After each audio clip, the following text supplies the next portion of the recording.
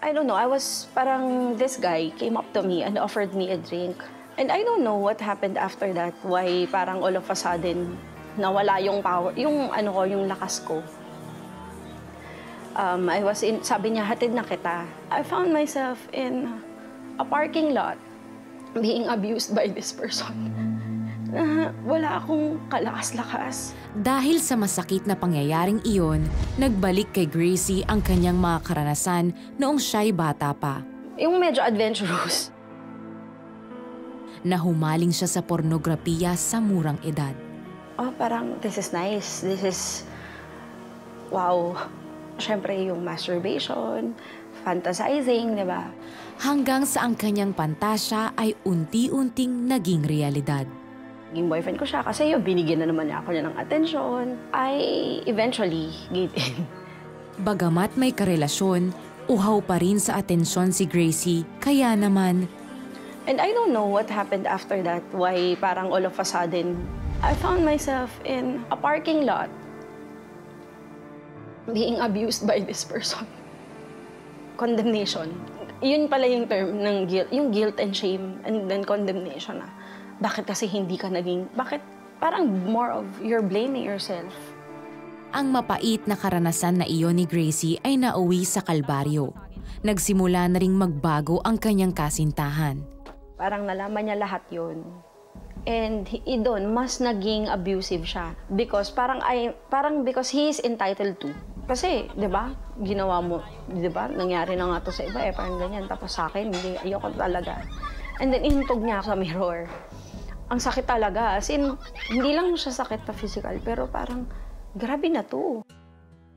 I don't know, nag-pass out yata ako while crossing the street. Kasi, sobrang umiiyak ako that time. And then, I found myself, siguro after an hour and a half, I found myself in a clinic na laging siguro may mali ako. Yung ganon.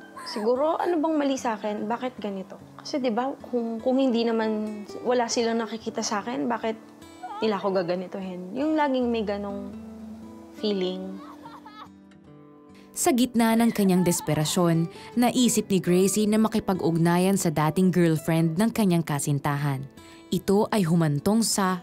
The girl naman was able to talk to me. And eventually, she asked me to go with her. Tatandaan ko na lahat ng yung pinagdadaanan mo ngayon, someone knows everything. Kahit feeling mo forsaken ka, kahit feeling mo wala kang hope, someone knows every details of your life, which is God. And yun nga, He works out everything for the good of those who love Him. So whatever you're experiencing right now, you will look back. In the future, you will look back and say, Lord, it is You who worked everything out for my good. Doon na tuluyang tinalikuran ni Gracie ang mga dating gawain at maging mga tao sa kanyang nakaraan. Doon siya nagsimulang umibig sa Panginoong Hesus at lalong lumago ang relasyon niya rito. Subalit ang debosyon ni Gracie sa Diyos ay nasubok.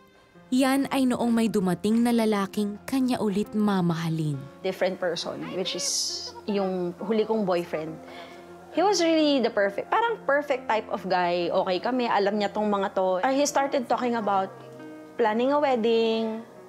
Di ba dapat pag feeling na ikakasal ka, parang wow, kakakilig, ganyan. Pero God really, I know it was God who told me na i-surrender mo muna sa akin yung aspect ng buhay mo yan. Okay naman siya, Lord. Bakit ganun? Bakit gusto mong kunin? Tapos yun, at that time, sabi niya, parang it's for my healing. Dahil sa grasya ng Panginoon ay natutunan niyang mahalin at pahalagahan ang sarili katulad ng pagmamahal ng Diyos. Kaya naman ang nais lamang ng Diyos ang ninanais niya sa kanyang buhay. Siya yung greatest lover of my soul. I've been to a lot of situation wherein I was questioning myself, am I really loved? Am I really valued? And siya yung nagbigay. Siya lang yung nakita kong sagot sa lahat ng naging tanong ko before.